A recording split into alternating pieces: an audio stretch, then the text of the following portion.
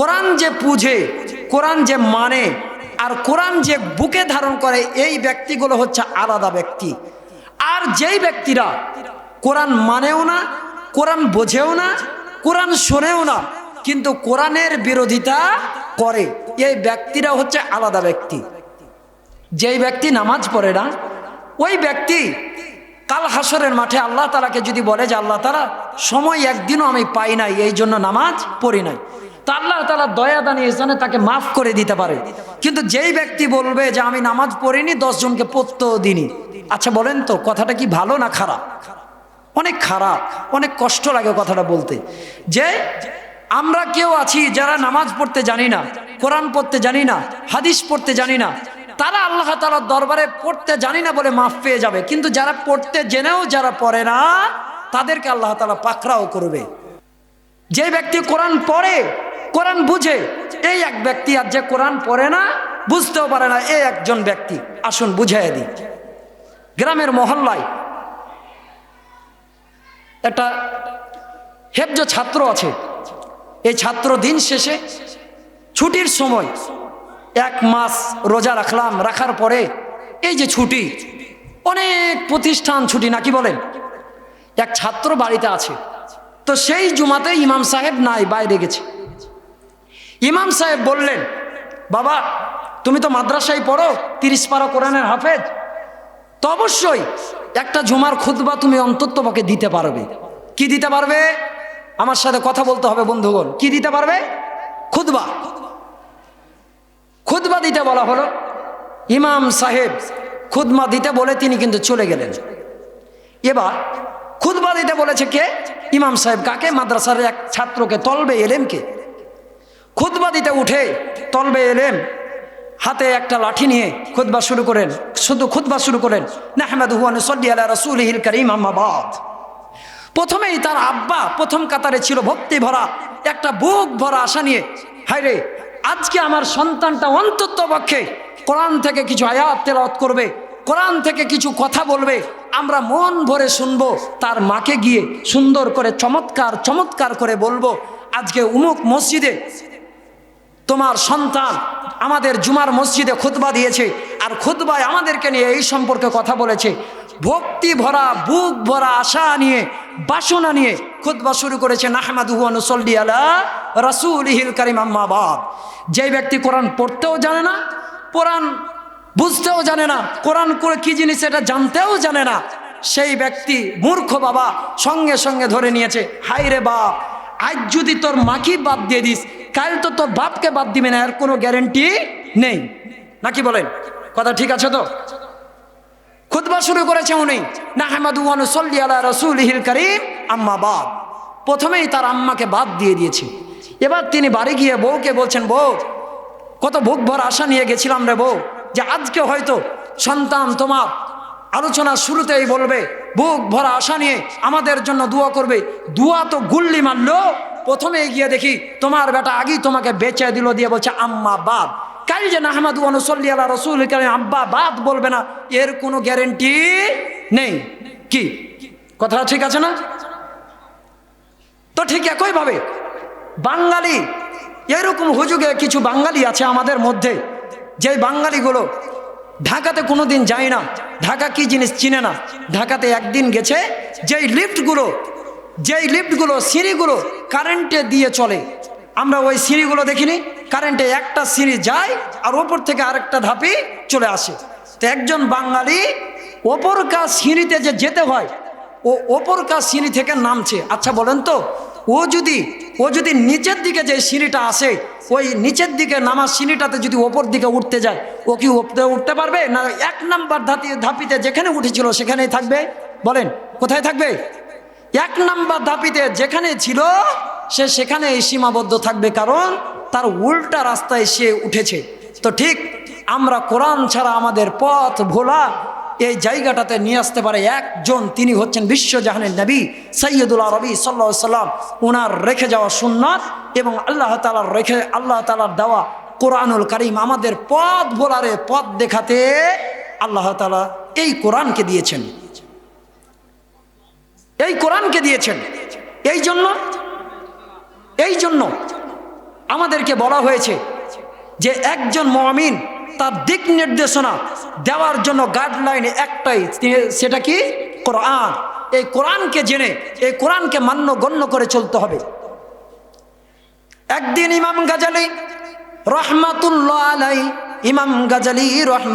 আলাই মাদ্রাসাতে পড়াচ্ছেন। প্রতিদিন ইমাম গাজ্জালি আসেন মাদ্রাসাতে ভক্তি ভরা সুরে আলিফ লাম মিম যালিকাল কিতাবু লা রাইবা ফি।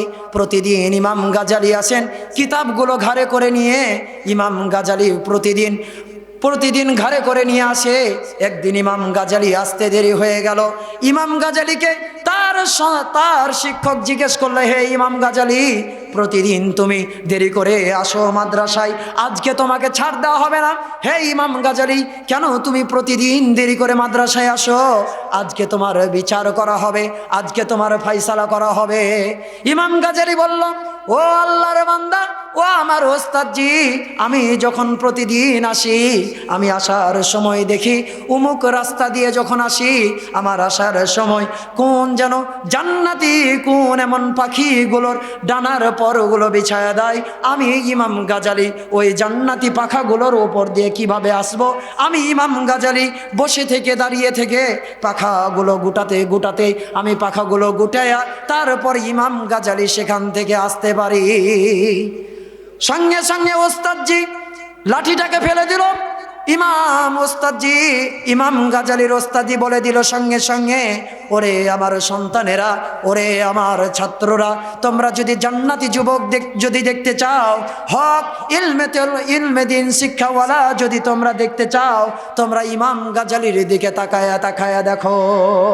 সুবহানাল্লাহ। ইমাম গাজ্জালি এমন একজন ব্যক্তি ছিলেন, তলবে ইলম ছিলেন।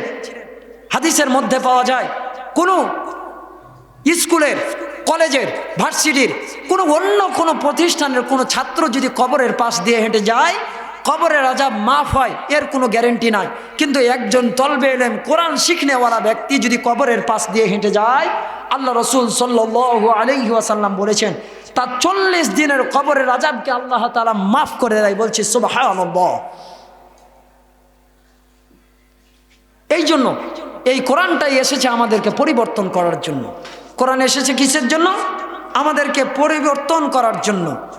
এই কোরআনকে যদি আমরা মানি, এই কোরআনকে যদি আমরা বুঝি, এই কোরআনকে যদি আমরা অবধাবন করি, তাহলে অবশ্যই আল্লাহ রাব্বুল আলামিন এই কোরআনের সাথে অ্যাটাচমেন্ট থাকার কারণে আল্লাহ রাব্বুল আলামিন হাসরের মাঠে তো পরিত্রাণ দেবে, কবর থেকেই আমাদের এই কোরআনের জ্বলন্ত মুজিজা শুরু হয়ে যাবে। কেমনি করে মুজিজা? আল কোরআনের দিকে যদি তাকায় দেখেন, এমন সুন্দর সুন্দর মুজিজা আল কোরআনের মাঝে আপনি লক্ষ্য করবেন, দেখবেন কোরআনের মধ্যে আয়াতে আয়াতে মিল রয়েছে। আল্লাহ রাব্বুল আলামিন কোরআনটাকে এত সুন্দর করে সুশোভিত করে আল্লাহ রাব্বুল আলামিন কোরআনটাকে নাজিল করেছেন। আল্লাহ রাব্বুল আলামিন কোরআনের মধ্যে আয়াতে আয়াতে মিল রেখেছেন। আল্লাহ রাব্বুল আলামিন বলছেন, ইয়া আইয়ুহাল মুযাম্মিল কুমিল লাইলা ইল্লা কলিলা নিসফাহু আও ইনকুস মিনহু কলিলা আও জিদ আলাইহি ওয়ারাত্তিলিল কুরআনা তারতিলা। আয়াতের শেষে লা মিল আছে না নাই? অবশ্যই মিল আছে।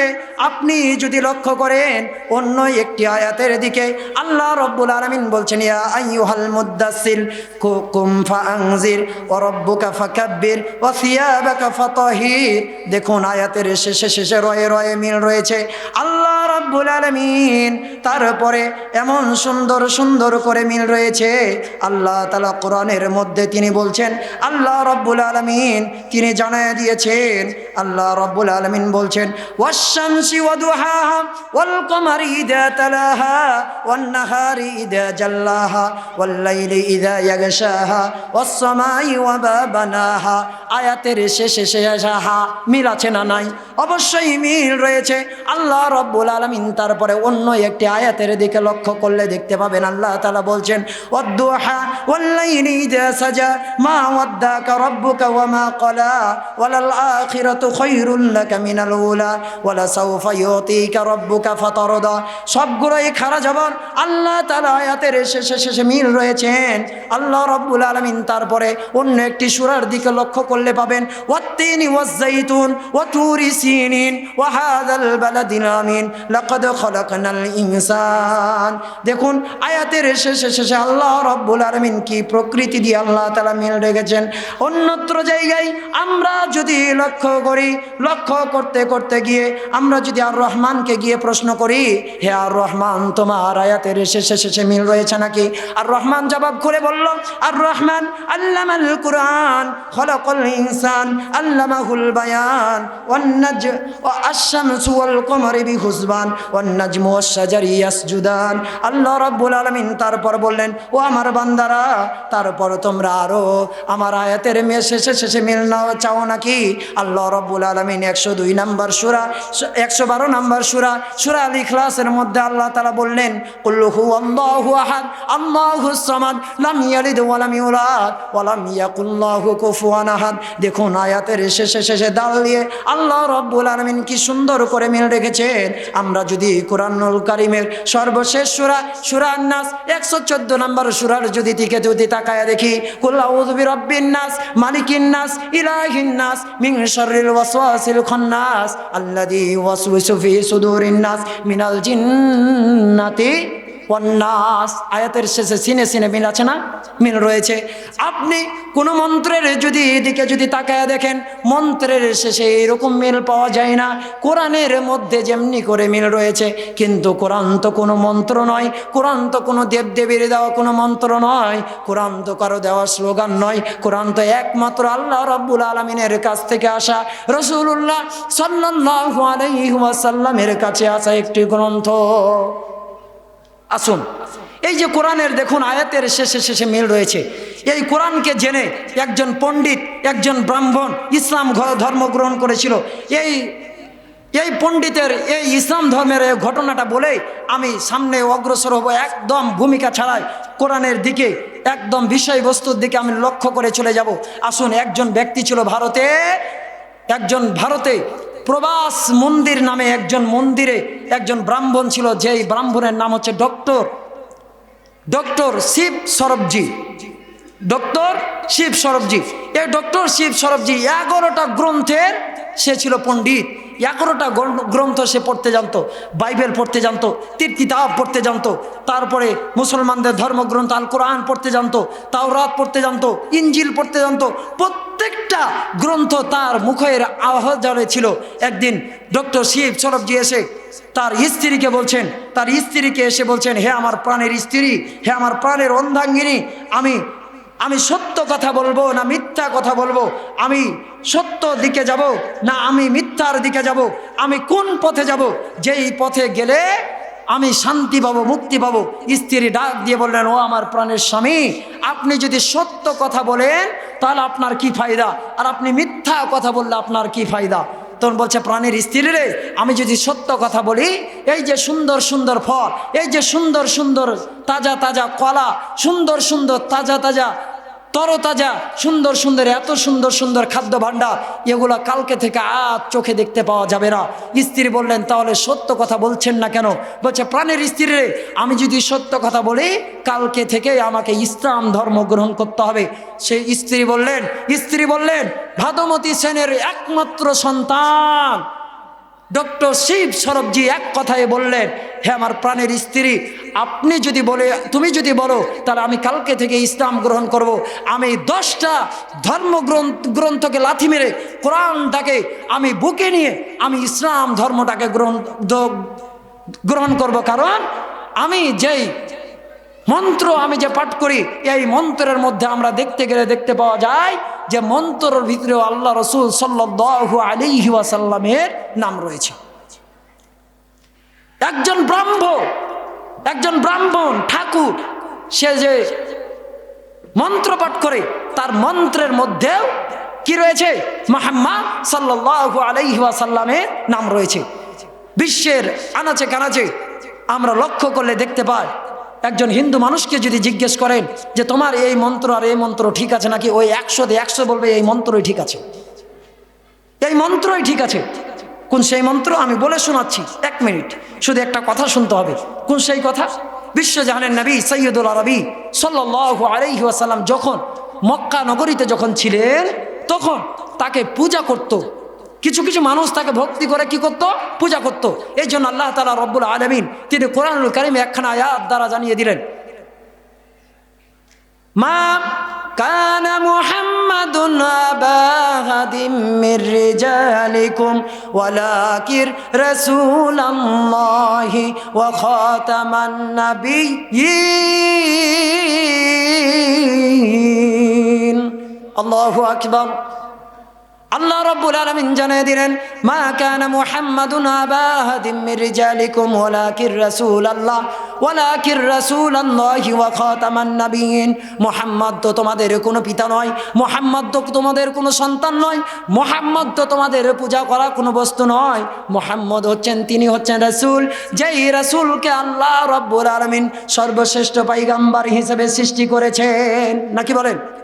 এবার আসুন, ব্রাহ্মণ যখন আমাদের হিন্দু সমাজ সনাতন ধর্মে ব্রাহ্মণ যখন তার বালতি যখন একজন মানুষ নিয়ে এসে পূজা করে যখন তার ঠাকুরকে যখন বলে, ঠাকুর আমার এই খাদ্যগুলো আমার উপাসনালয়ের আগাদিকে, আমার দেবীর আগাদিকে, আমার ঠাকুরের আগাদিকে এই খাদ্যগুলো আত্মসমর্পণ করতে হবে।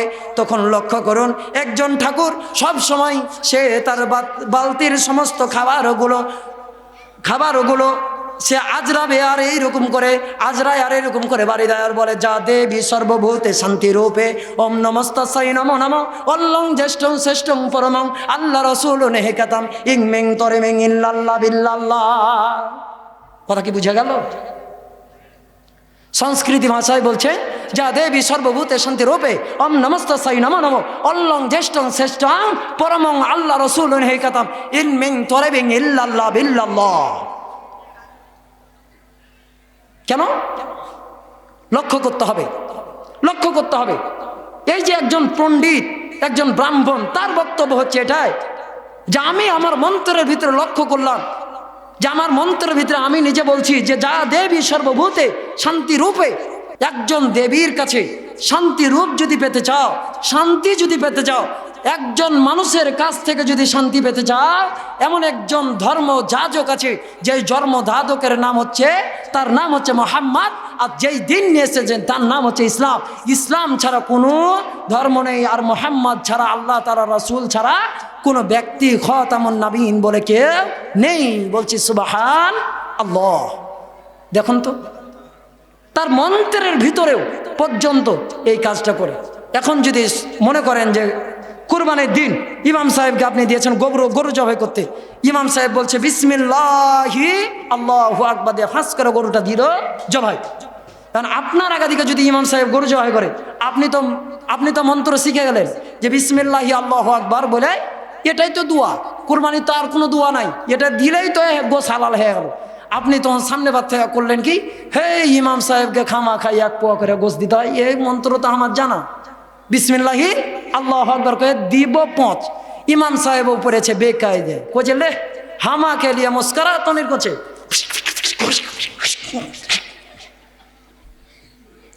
এটা কেন? এই যে আপনি ইমাম সাহেবকে যে এই কন্ডিশন অনুযায়ী করেন, তো ইমাম সাহেব আপনার সাথে খেলছে। তো ঠিক আমরা যদি ইমাম সাহেবকে যদি বিশ্বাস্ত করি, আমরা যদি ইমাম সাহেবকে যদি আশ্বস্ত করি, হুজুর সাহেব আপনি যেই দোয়া দিয়েই পরে কুরবানি করুন না কেন, আমাদের কুরবানিটা আপনার হাত দিয়েই, বরকতে হাত দিয়েই নিব, হবে না চাচা? হবে না? অবশ্যই কিন্তু হবে, অবশ্যই হবে। কিন্তু আমরা যখন বেকায়দা অবস্থা করি, ইমাম সাহেবগুলো তখন আমাদের সামনে বেকায়দা অবস্থা করে, তবে আমাদের সব সময় ইমাম সাহেবদের ইমাম সাহেবের পথটা আমাদেরকে বেছে নিতে হবে। কারণ তারা যেটা আমাদের জন্য বলবে সেটাই হচ্ছে কল্যাণকর। কারণ আপনি যে তাকে ইমাম হিসেবে মেনে নিয়েছেন, আর তাকে যদি কোনো চাপ দেন, তখন পকেটিংভাবে একটা ফতোয়া বের হবে। ফতোয়া আছে 2 প্রকারের। কয় প্রকারের বলেন? ফতোয়া কয় প্রকার? 2 প্রকার। একটা হচ্ছে কোরআন হাদিস ভিত্তিক ফতোয়া, আর একটা হচ্ছে পকেটিং ফতোয়া। এই 3 নম্বর ফতোয়া তখন বের হবে। তো 3 নম্বর ফতোয়া আমরা কেউ বের করব না। আসুন আরেকটি মাত্র কথা বলবো। এই কথাটা কোথাও পাবেন না, কোনো তাফসিরের কিতাবের মধ্যে পাবেন না, কোরআনের মধ্যে নেই, হাদিসের মধ্যে নেই, কোনো কিতাবের মধ্যেই নেই। এই কথাগুলো হচ্ছে কাল্পনিক একটা কথা, মানুষের বিবেকটাকে নাড়া দেওয়ার জন্য। দুনিয়ারা হচ্ছে 4 ভাই। বলেন কয় ভাই? বলেন দুনিয়ারা কয় ভাই? আমার কাছ থেকে যে কথা শুনবেন, কোনো ইমামের কাছ থেকে যদি শুনতে পান তো আমাকে এসে বলিয়েন যে এভাবে অমুক ইমাম বলেছে। আমি যেভাবে আপনাকে শিখিয়ে দেবো এভাবে কেউ এতগুলো সুন্দর করে স্থাপন করতে পারবে কিনা আমার জানা নেই। দুনিয়ারা হচ্ছে 4 ভাই। কয় ভাই? 4 ভাই। দেখুন লক্ষ্য করুন যে 4 ভাই মিল আছে কিনা। একজনের নাম হচ্ছে রহমত আলী, একজনের নাম হচ্ছে বরকত আলী, একজনের নাম হচ্ছে মোহাব্বত আলী, আর একজনের নাম হচ্ছে মতলব আলী। কয় ভাইয়ের কথা বললাম? 4 ভাই। দুনিয়ারা হলো 4 ভাই। এক ভাই হচ্ছে রহমত আলী, দ্বিতীয় নাম্বার ভাই হচ্ছে মোহাব্বত আলী, তৃতীয় নাম্বার ভাই হচ্ছে মোহাব্বত আলী, আর চতুর্থ নাম্বার ভাই হচ্ছে মতলব আলী। দুনিয়ারা 3 ভাই মারা গেছে, এক ভাই বেঁচে আছে মতলব। পৃথিবীর বিশ্বের আনাচে কানাচে ভাইয়ের সাথে ভাইয়ের দ্বন্দ্ব, মায়ের সাথে সন্তানের দ্বন্দ্ব, কন্যার সাথে মায়ের দ্বন্দ্ব। দেখুন দ্বন্দ্ব তার লেগে আছে। এই জন্য বলা হয়েছে দুনিয়ারা হলো 4 ভাই। একটা ভাইয়ের নাম হচ্ছে রহমত আলী, আরেকজনের নাম হচ্ছে বরকত আলী, আরেকজনের নাম হচ্ছে মোহাব্বত আলী, আরেকজন দুনিয়ার আরেকজন ভাইয়ের নাম হচ্ছে মতলব আলী। দুনিয়ার রহমত তো উঠে গিয়েছে, দুনিয়ার মোহাব্বত তো উঠে গিয়েছে, দুনিয়ার বরকত উঠে গিয়েছে, দুনিয়ার মধ্যে একজনাই বিরাজমান করছে, তার নাম হচ্ছে মতলব। বিশ্বের আনাচে কানাচে আপনার ভাইও আপনার সাথে মতলবগিরি খাটায়, আপনার সন্তানও আপনার সাথে মতলবগিরি খাটায়, আপনার প্রতিবেশীও আপনার সাথে মতলবগিরি খাটায়। কেমনে করে মতলব? আমি একটু দেখায়া দেই। কেমনি মতলব? মতলব আবার কি জিনিস? মতলবটাকে দেখাই দেয়। একটা কাল্পনিক ঘটনা। একজন কাঠুরিয়া খেতে পায় না, সে সুন্দর করে প্রতিদিনের ন্যায় কাঠ কাটতে গিয়েছে। তাই কাঠ কাটতে গিয়ে দেখে যে রাতেরও সময় চলে আসছে, আর মৌসুমটাও কিন্তু বৃষ্টির সময়। এই যে চৈত্র মাসের পরে আসবে বৈশাখ, জ্যৈষ্ঠ, তারপরে চলে আসবে আষাঢ় মাস। ধান কাটাকাটের মৌসুম যদি শেষ না হয় তাহলে ফেঁসে যেতে হবে। তে আষাঢ় মাসে, বনে আষাঢ় মাসে একজন আল্লাহর বান্দা কাঠ কাটে, প্রতিদিন কাঠ কাটে আর কাঠ বিক্রি করে খায়। একদিন কাঠ কাটতে গিয়ে কাঠুরিয়া দেখছে একটা এত বড় বিশাল এক পাথর, তার উপরে পানি পড়ছে, আর যত পড়ছে তত যেন চিকচিক চিকচিক করে, যেন চকচক করে যেন উঠছে। কাঠুরিয়া চিন্তা করলো এত সুন্দর একটা পাথর, তাকে নিয়ে গিয়ে সুকেসে ভরে রাখতে হবে। সুন্দর যেহেতু, স্ত্রীকে দেবো, খুশি হবে। আমরা যদি কোনো সুন্দর একটা চমৎকার জিনিস পাই, আমরা প্রাণের স্ত্রীকে যে গিফট দেই, উপহার দেই, আর সে সুন্দর করে সুকেসে বিপকেসে ভরে রাখে। আল্লাহর বান্দা লক্ষ্য করলাম একটা চমৎকার 4 কোনা সে পাথর পেয়েছে। পাথরটা এত সুন্দর বলার কথা না, পাথরটাকে পরিষ্কার করার জন্য লাললো, আর লড়ার সঙ্গে সঙ্গে একটা বড় একটা জিন বের হয়ে গেল। জিন এবার জিজ্ঞেস করছে, আকা আকা আমাকে হুকুম করুন। এবার আকা হুকুম করছে, বলছে আচ্ছা আমি যদি আপনাকে হুকুম দেই আপনি কি করবেন আমার জন্য? এবার জিন তাকে বলছে আপনি যা চাইবেন আপনাকে দেওয়া হবে একটা, গ্রামের সবাইকে দেওয়া হবে 2টা। বলেন কলিমুদ্দিন যদি চাই একটা, গ্রামের সবাইকে দিবে কয়টা? আমার কথা বুঝিয়েন। ওকে যদি দেয় একটা, যেই মালিক পাথর ঘুষলো ওকে যদি একটা দেয় তাহলে গ্রামের সবাইকে কয়টা করে দিবে? 2টা। এবার স্ত্রীকে গিয়ে বলে, স্ত্রী রে এরকম একটা পাথর পেয়েছি, ওর কাছে যদি ঘষা যায় ও আমাদেরকে জিনিস দিবে, খাবার দিবে, পোশাক দিবে, কিন্তু গ্রামের সবাইকে 2টা করে দিবে। বলছে এরকম দেওয়ার দরকার নাই। যে গ্রামের মানুষ খাইতে দেয় না, যে গ্রামের মানুষ বগল বাজিয়ে চলে, যে গ্রামের মানুষ পরানোর সময় একটা কাপড় দেয় না, সেই মানুষকে দেওয়ার মতন সামর্থ্য আমরাও রাখবো না, আর কাউকে পাইতেও দিব না। ওটা দেন সুকেশের ভিতরে ভরে দিয়ে দেবো। বেটি ছেলার মন বিষ করে সব সময়। এই তো সুকেশের ভিতরে ভরে এমন করে তালাচাবি মেরে দিল যে না পায়, ওই ভরেছে। আরেকদিন অনাহারে দিন কাটে, কাটতে কাটতে কাটতে কাটতে কাঠুরি একদিন আসতে দেরি হয়ে গেছে, ঈদের দিন। এবার স্ত্রীর মন নাদুস নদুস, মহিলার মন খুব নরম, নারীর মন বুঝলে নিয়ামত, না বুঝলে কিয়ামত। এই তো নারীর মন বুঝতে, নারী সুন্দর করে পুরুষের কথা চিন্তা করে, সন্তানের কথা চিন্তা করে একটা ঘোষা দিয়েই দিয়েছে। বলছে ঈদের দিন একটা করে পোশাক দাও না দাদু ভাই। একটা পোশাক দিল, গ্রামের সবাইকে কয়টা করে দিয়েছে? 2টা করে। এরকম করে চলে চলে চলে 1 বার 2 বার 3 বার বলার পর একদিন অত্যাচারে বলছে ইসরে এই মহিলার কথা শুনে আর হবে না, এই মহিলা বারবার করে বের করবে, বারবার করে বের করবে। বলছে আজ তোর লেঠা মারছি। এবার নিজেই পুরুষ মানুষ ঘুঁচে বের করেছে, বলছে এই আমার একটা চোখ কানা কইরা দাও। বলেন তো গ্রামের সবার চোখ কয়টা করে কানা হবে? বলেন কয়টা? হাসিয়েন না, হাসিয়েন না, হাসির কথা না। কয়টা করে কানা হবে? দুটা করে। এবার একটা চোখ কানা করে চেয়েছে, গ্রামের সবারই দুইটা করে চোখ কানা হয়ে গেছে। এবার যেই বাড়ি থেকে বের হয় সেই ইদারাতে পড়ে, বলে যে আমার বাড়ির সামনে একটা ইদারা খুলে দাও। ইদারা খুলে দেওয়া হলো। ওর বাড়ির সামনে যদি একটা ইদারা থাকে, গ্রামের সকলের বাড়ির সামনে কটা ইদারা? দুটা। ওর তো একটা চোখ দিয়ে দেখতে পায়, দেখে যে এটি ইদারা, এখান দিয়ে যাব, এখান দিয়ে ব্যাগ ঘুরে এখান দিয়ে সজ্জন দিয়ে বের হয়ে যাবে। বুঝিয়েন কথা? সুন্দর করে বের হলাম। স্ত্রী বলছে, স্বামী আপনার মাথায় যে এত বুদ্ধি আমি তো জানতাম না। বলছে এই জন্য তো বলা হয় পুরুষ মানুষের হাঁটুর নিচে হলো মেয়েদের বুদ্ধি। বুদ্ধি। একজন আল্লাহ পাকের বুজুর্গ পীর সাহেব কথায় কথা বেড়ে এলো। পাকিস্তানের একজন সবার কান্দের একজন ব্যক্তি আল্লামা জুলফিকার নকশবন্দি, ওনার খুতবাতে জুলফিকার মধ্যে একটা ঘটনা নিয়ে এসেছেন। ঘটনাটা হলো এই যে একজন আল্লাহ পাকের একজন বান্দা, মুহাক্কিক একজন আলেম, তিনি এমন একজন পীর যা বলার কথা না। সম্মানিত হাজিরিন, আমি এখনো লক্ষ্য করি মাঠ এখনো ফাঁকা। আপনাদের প্রধান আলোচক আর অল্প কিছুক্ষণের মধ্যে স্টেজে সমবেত হবেন। আপনার অবশ্যই যারা যেই প্রান্ত থেকে আপনারা ইতিমধ্যে মাইকের সামনে এখানে এসে জালসা সামিনানায় চলে আসবেন। সম্মানিত হাজিরিন, লক্ষ্য করুন, একজন চক্ষুষ আল্লাহর ওয়ালা, আল্লাহ ওয়ালা একজন ব্যক্তি, সে একজন পীর সাহেব। তার স্ত্রীর কাছে দুইজন ব্যক্তি গেছে। কয়জন ব্যক্তি? দুইজন ব্যক্তি। মহিলা মানুষ কি জিনিস একটু লক্ষ্য করবেন কিন্তু।